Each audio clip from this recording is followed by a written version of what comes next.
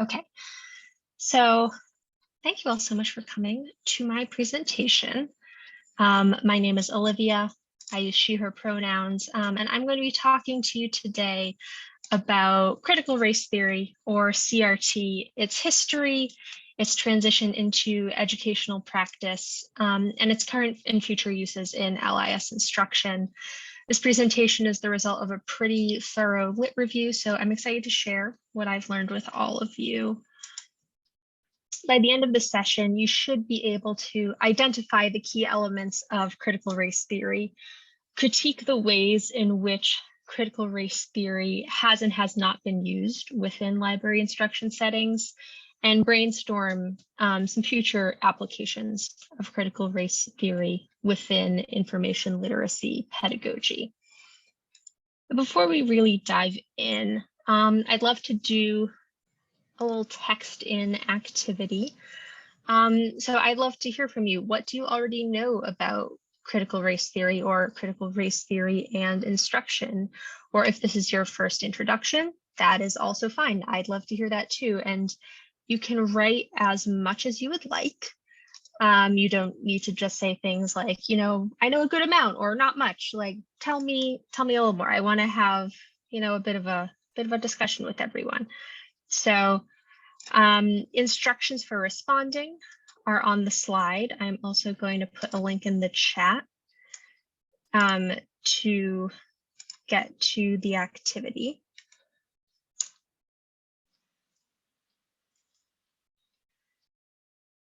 I'll leave the slide a little up and then I will share responses as they start coming in.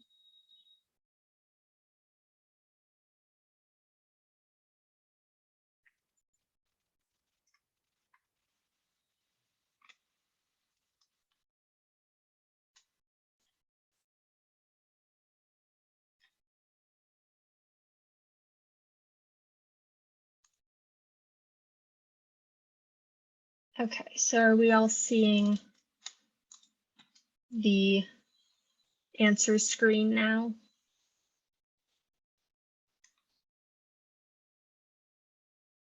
So far, we have a couple people who are more novices, a couple people mentioning that it comes from legal scholarship and the need to center race,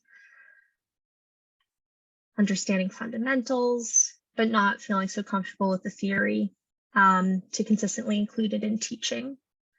Know of it, but not specifics. Know that it's being challenged. It's being sidelined by political forces. That political controversy or controversy has overtaken the concept.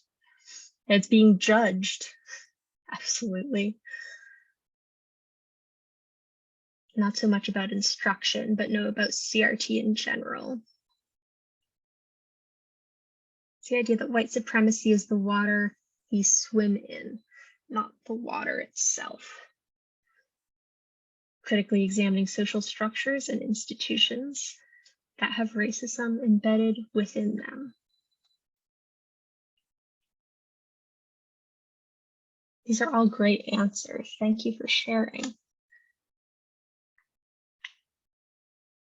Things seem to be slowing down. So I'm going to come back a bit to my slides. And, I'm glad that we have a mix of folks, some folks who know a bit more about critical race theory, but less about instruction, and some folks who are complete beginners. So I hope that by the end of this, you'll have, for those of you who are beginners, you'll understand some of the theoretical backings of critical race theory, its journey into it being used in instruction and in an educational setting, and how it's being talked about in libraries now. And yeah, it is a very controversial thing, but perhaps not for the best reasons, because it's not wholly unreasonable based on everything that we heard about in our keynote this morning. Before I continue, I wanted to say a quick word on privilege, though, because I need to acknowledge that, like so many of us in our field, I am a white cisgender woman. I grew up in a small town in central Massachusetts that, as of the 2020 census, is over 90% white. During the years that I attended high school, and I went to a regional high school, so it was 5 towns grouped together into one. And when I was there, the student population was around 80% white. So I grew up really just entrenched in whiteness. And a specific moment that sticks out to me is in my junior year in economics class, a friend of mine who is Filipina was telling our teacher, a white man, the college that she wanted to go to. And, she was an excellent student. Her critical thinking skills are off the charts. She was the first person who introduced me to feminism. And to date, she has probably given me some of the most honest writing feedback I've ever gotten.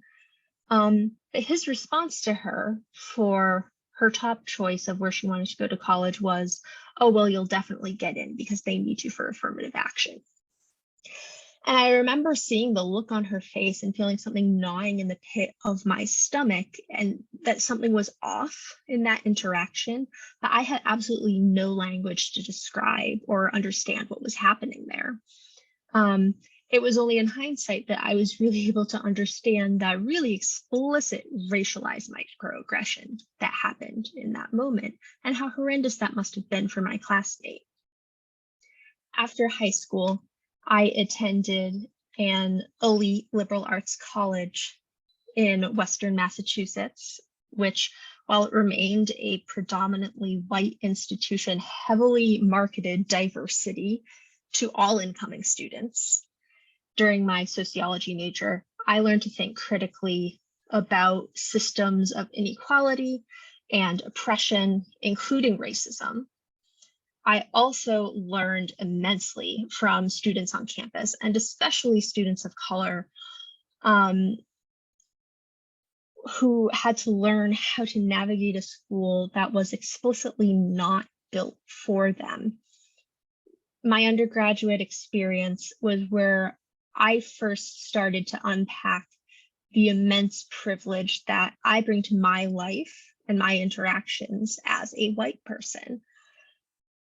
Like all of us, I carry implicit biases with me every day, and I have learned and am learning how to counteract them and the systems that put them in place. The critical perspectives that I learned in sociology are what I continue to try to bring to librarianship now. So it sent me down this rabbit hole doing this lit review. And in presenting on critical race theory today, I am building on the work of countless scholars of color who did the endlessly more difficult work of advancing critical race theory as a respected area of study. So critical race theory originated in the legal world, as a few people pointed out in our text in activity, as critical legal studies. Beginning in the 1970s, a number of legal scholars began questioning the centering of whiteness within legal studies and the law, even within civil rights law. In their estimation, the framing of the legal system as inherently neutral was actually damaging when it came to dealing with issues of race and racism, where critical analysis clearly showed an inherent lack of neutrality. And these scholars, including key theorists such as Derek Bell, Alan Friedman, Kimberly Crenshaw, Richard Delgado, and Mary Matsuda, developed a theoretical framework which eventually evolved into critical race theory. And I have a quote on this slide, which offers a pretty good summation between critical legal studies and critical race theory. Although critical legal studies challenges the meritocracy of the United States, critical race theory focuses directly on the effects of race and racism, while simultaneously addressing the hegemonic system of white supremacy on the meritocratic system. In addition, critical race theory differs from critical legal studies in that it has an activist perspective, the end goal of which is to bring change that will implement social justice. Hegemony is a word that comes up frequently in literature regarding critical race theory and also related to the area of critical whiteness studies. Hegemony was coined by Antonio Gramsci in 1971 to describe the process through which dominant groups maintain ideological and authoritative control over subordinate groups, particularly through social reproduction. So by placing themselves at the center of institutions that influence our lives, such as schools or libraries, and centering their own ideological beliefs as correct or normal, dominant societal groups such as white people create a hegemonic system, which then becomes incredibly difficult to disrupt for reasons I will address in a couple of slides. Critical race theory was brought into the field of education in the 90s with publications from key theorists such as Gloria Ladstone-Billings, William Tate, Daniel Solorzano, Marvin Lin, and Tara Yasso. Solorzano and Yasso created a framework of key themes for what they defined as critical race pedagogy, which I'll lay out in a couple slides. Essentially, critical race pedagogy and critical race theory applied within the field of education with a very focused view on the ways in which our education system and the ways in which we teach reinforce systems of racial oppression and advocates for those systems to be radically undone. So through literature, several key themes of critical race theory emerged over time in terms of what critical race theorists believe are crucial to critical race theory analysis. These are largely agreed upon across the literature, but the ones listed here are defined by Solorzano. So first, there is a centrality and intersectionality of race and racism. Race and racism are endemic, persistent, and institutionalized. They are also intersectional with other forms of subordination. And intersectionality was largely coined and advanced by Kimberly Crenshaw. And the way that Kimberly Crenshaw discusses intersectionality was looking at race and womanhood, femininity. And her argument is that she and other Black women experience fundamentally different things. They have a fundamentally different lived experience than either Black men or white women. And that oftentimes when addressing issues of race or addressing issues of gender and oppression in those two groups, literature often would focus on race in regards to Black men or gender in regards to white women.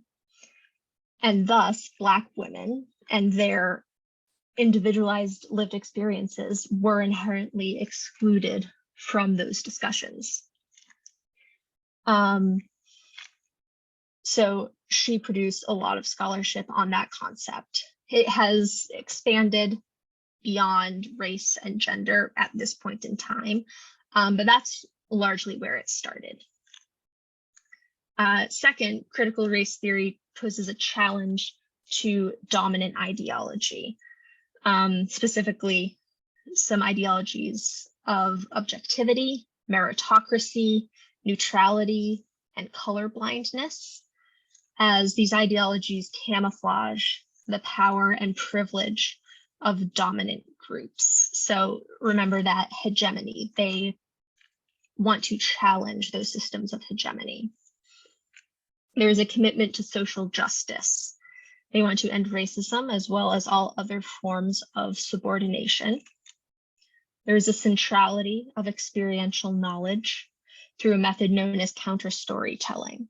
So in order to counter those dominant ideologies, they want to center the lived experiences of people of color, allow them to share their lived experiences in these counter stories that really center narratives that oppose dominant ideologies and therefore can disrupt them and have that power. Critical race theory also takes an inherently interdisciplinary perspective to combat ahistoricism and unidisciplinarity. Next, we have Solorzano and Yasu's themes of critical race pedagogy. And you'll see that these cover essentially the same ideologies, the same ideas as critical race theory, but they're applied specifically to the education system and see the education system as the site where oppression happens and also the site for resistance. So critical race pedagogy recognizes systemic oppression on the basis of race and ethnicity across multiple cultures and groups. Again, it is intersectional. They recognize that class and gender are tied to oppressive forces of race and that they must be considered when developing pedagogy, addressing the lived experiences of people of color. They challenge dominant ideologies within the education system, such as meritocracy, objectivity, neutrality, and equal opportunity. These terms couch incremental progress in the values of white supremacy through something called interest convergence. And interest convergence is something that comes up frequently in literature on critical race theory. It is the reincorporation of radical ideas in an ideologically safe form, so as to not ultimately challenge the dominant power structure, again, so as to not challenge that hegemony.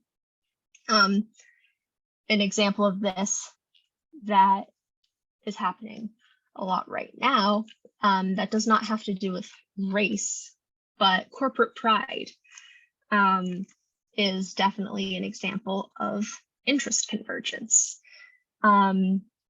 Corporations loudly proclaiming, "We celebrate pride, love is love," while simultaneously donating millions of dollars to anti-LGBTQ organizations for the rest of the year is absolutely interest convergence.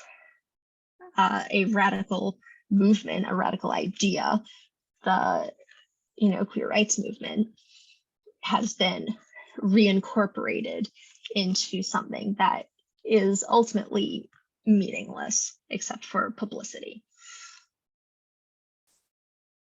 Next, critical race pedagogy is committed to social justice. Critical race pedagogy aims to eliminate racism, sexism, and poverty while simultaneously empowering underrepresented minority groups. This is another common theme. These theories aim to empower those who have been oppressed. It also centers the validity of experiential knowledge through storytelling and counter-storytelling, and advocates for an analysis of race and racism in both historical and contemporary context, to once again combat ahistoricism and empower racism's victims to reclaim their own narratives. It is important to address some common critiques that critical race theory has received throughout its history. It's been critiqued for reducing people of color to a single identifying characteristic. It lacks a systemic analysis of the impact of capitalism on the oppression of people of color, again, because it is too focused on race. And counter stories themselves have been criticized for lacking reliability and validity because they're not generalizable accounts. However, proponents of critical race theory argue that these critiques don't detract from critical race theory's usefulness. They emphasize that by taking an intersectional view of identity, while race may be foregrounded, analysis can ultimately be highly nuanced and include elements of class, gender, sexuality, and other relevant identities. And that counter stories, they are generalizable to the degree that they resonate with the experiences of other people of color. And as a methodological tool, they offer a direct challenge to the dominant narratives that critical race theory seeks to disrupt.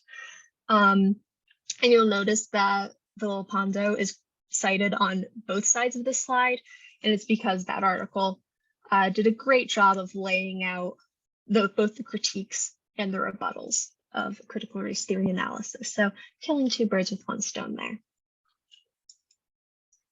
Okay, in libraries, we're making the jump. Critical race theory has become a very common method of analysis within library literature. It has been used as a lens to critique collections and cataloging, reference practices, staffing and hiring, library space, meetings, DEI policies, and neutrality as a professional practice. And neutrality as a professional practice upheld by the ALA is particularly tricky when it comes to enacting critical race principles within our work, since, as I mentioned, critical race theory explicitly rejects the notion that neutrality is possible and argues that it helps reproduce systems of white supremacy within our institutions, including libraries. And on this slide, I cite Gibson and her co-authors, and they do a really great job unpacking neutrality as a fallacy in their article, Librarians on the Front Lines. At the most basic level, the choices we make about our spaces and our collections are value-based. What do we as professionals believe is best for our patrons? There may be data involved. There usually is, there should be, but the data that we collect and the way that we structure our analyses and the way that we interpret our data, they're all decisions that we as very fallible humans must also make. So these decisions, if left unexamined because they're data-driven and therefore neutral, that's a lot of the time where racial bias can hide. Moreover, and I'm echoing Gibson here, if being neutral means that librarians do not engage explicitly and publicly with social justice movements towards the end of racism, especially in times of conflict, is neutrality truly the best stance for our communities, and who is it excluding?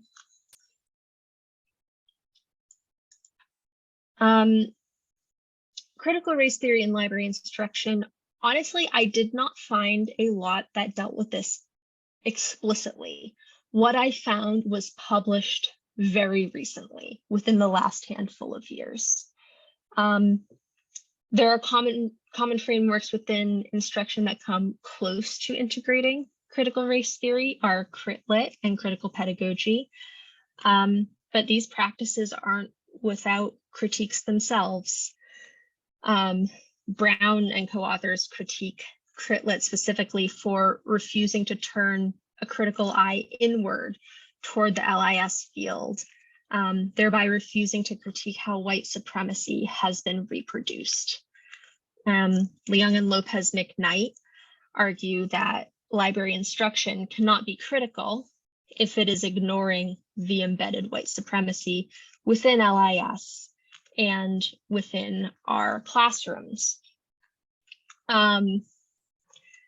So a lot of the common language that I came across in articles that they were discussing race and library instruction, not necessarily explicitly critical race theory and library instruction. They would often use language like cultural forces, sociocultural, multicultural, diversity, and this is another example of interest convergence. So that reincorporation of radical ideas into that ideological safe form. So it's not disrupting the hegemony. If we're not explicitly addressing racism, and critically examining whiteness and white supremacy within LIS, then we're really running the risk of perpetuating it. Neutrality can also be seen as a form of interest convergence. If an idea or a proposed change is too radical within LIS, it can be incredibly easy for folks to fall back on neutrality. It's important to always ask, why is that the impulse? Why must something be rendered neutral?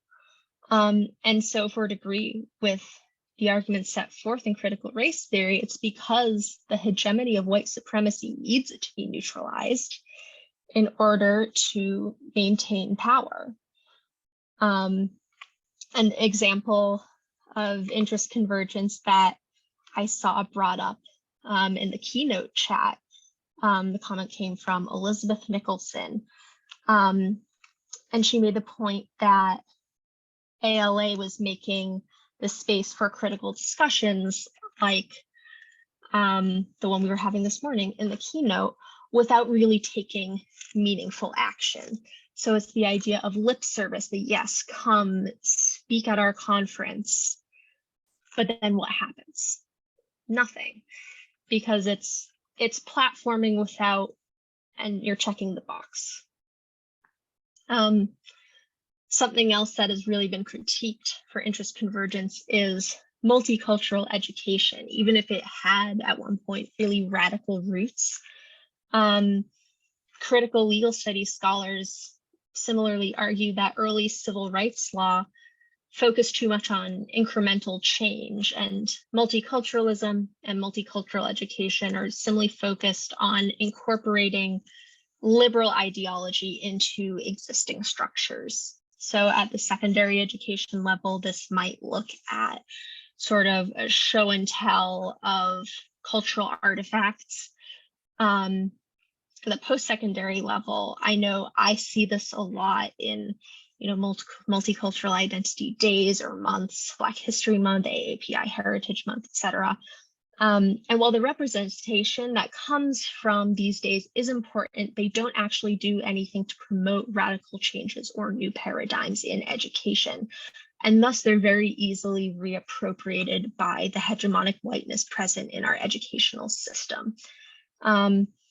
The benefits to explicitly including critical race theory in our instruction is that it is explicitly radical and it advocates for institutional change. Of course, there are inherent challenges to using critical race theory integrated pedagogy examples in library instruction. If you're anything like me, a lot of the instruction you do is one-shot format. I am guaranteed to see my students one time, which means that there isn't really the necessary time to cultivate the deep relationships needed for these conversations to happen. We're also largely beholden to faculty. Faculty come in with certain expectations about what they want their students to get out of the session. And so there can sometimes only be so much room for our own agendas. Even so, I did find some examples from the literature of practices that have been useful in information literacy instruction that we could maybe try to incorporate. So if you are white and leading conversations about race and racism, so this applies to me, it's important and necessary to address your own whiteness in those conversations. Kier, in an article in 2016, advocates for critical self-reflection on our roles as educators, our position within both the classroom and the world, and the power imbalances inherent in those positions. And so while this applies especially to issues of race, it also applies to all of us. As educators in a classroom with students, we are going to have that clear power imbalance. And so doing that reflective work in advance and being able to openly acknowledge it and discuss it and think about it in a critical way is very important. Next, some possible discussion topics are the social construction of knowledge and scholarship, its impact on the curriculum, and how it impacts the type of information that students can find in libraries. Leung and Lopez McKnight say that we should center racialized examples and topics in our teaching and extend those further to disrupt what's appropriate or what counts and what's valued as legitimized knowledge. So really unpacking, who gets to publish? What does that look like? And therefore, who then gets included in our classes? Who then do you get to include in your, peer-reviewed articles that you need to select for your papers? And who is that excluding? How are all of these systems, again, reproducing these same oppressive forces and questioning that openly? We can also create research assignments, which allow students to draw on their past experiences and identities. By using asset-based approaches, students can draw on funds of knowledge cultivated from their community and their cultural context before college, and doing so helps integrate their home identity with their academic identities while building on information literacy. And finally, after heavy or charged discussions, it's really important to give students time to do their own reflection. So something like a quick write or a minute paper, and then coming back together to offer final thoughts. It gives students a productive way to process after these discussions and will hopefully leave them motivated rather than cynical. I know that as a student, I was certainly left in places where I left a class completely cynical about the world and not particularly motivated. And that's not where we want to leave people.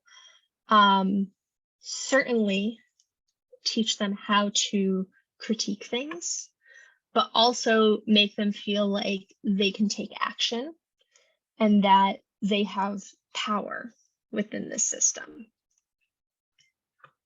With all that said, I would love to do one more text in with all of you. I'm jumping around behind the scenes to get it prepared. So if you've implemented any sort of critical race theory into your instruction, what has worked?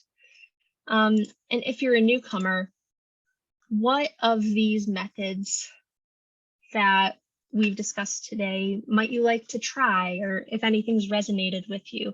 I would love to hear that. Again, in the chat is the poll to respond.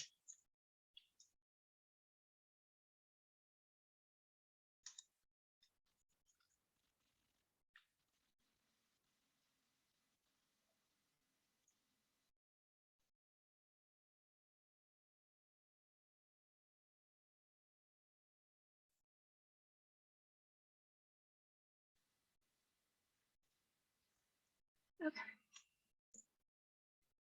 Someone here says, I've been privileged to be invited by faculty to discuss issues related to critical race theory in the library as a system that props up white supremacy through the collection of knowledge largely created by and for white people. I've also helped people develop a one-credit class on assessing the library's children's literature collection with a critical literacy lens. This is such a big issue that it requires more time than a one-credit course permits, and certainly more time than a one-shot class. I hope that the opportunity I've had thus far are at least tugging at the threads that make up the tapestry that is white supremacist systems. The examples you provided, I think especially the reflection 1-minute paper would be useful. Thank you so much for sharing that. And I hope that's food for thought for the rest of us in terms of what may be possible, you know, especially as we start cultivating these relationships. Okay, yes, and that absolutely, in that first example, shows the importance of working closely with faculty to engage more fully in integrating CRT in one-shot sessions. And that's something that I'm certainly thinking about myself in terms of who of the faculty do I work with, do I think would be most receptive to this. Incorporating discussions of social construction of knowledge and scholarship are important, and it might be an easier end with faculty. Again, the importance of diverse voices as an in. It's a great way to incorporate into my instruction by auditing our collections, perhaps, that can be used in instruction. Absolutely, doing a collection audit and thinking about what sources we're bringing into our courses, what we're highlighting, and why. I think that is very important. Incorporating conversations about whose research is authoritative or valuable would be powerful at a community college that focuses a lot on trades. Absolutely. Even just the concept of a trade is often, I studied the sociology of education, and we looked a lot at vocational education, which this would apply to, and how it is often very dismissed and not considered authoritative at all. And really looking at why that is when the backbone of our society rests on people performing trades. Yeah, the expectations of faculty and my director for what I should be teaching in that short amount of time. It's certainly a challenge. Thank you so much for writing in. I'm going to redirect back to my presentation again. I appreciate you all sharing. I hope that this was, you know, some food for thought for all of you, and that, again, you're not leaving cynical, you're leaving kind of motivated and thinking about how this work might apply, because, you know, as I mentioned, there isn't a whole lot of literature on this right now. So it's an area that we can work on together. We should be working on it. We need to work on it. And a place that we can conveniently, there's an afternoon session, Inclusive Pedagogy Through a Critical Race Theory Lens, which looks like it will be taking more of the theoretical portions that I discussed here, and looking at some more practical applications within instruction settings. So I know that I will be attending that workshop, and I would highly encourage anyone else to drop in there as well if you're interested in maybe more of that practical aspect. The next couple of slides are a non-exhaustive list of references I consulted. These are just the ones I looked at putting the presentation together. If you'd be interested in the full exhaustive list of everything that I looked at, please feel free to reach out. I'd be happy to hear from you, happy to tell you what I looked at. Yes, so that's it. Thank you so much.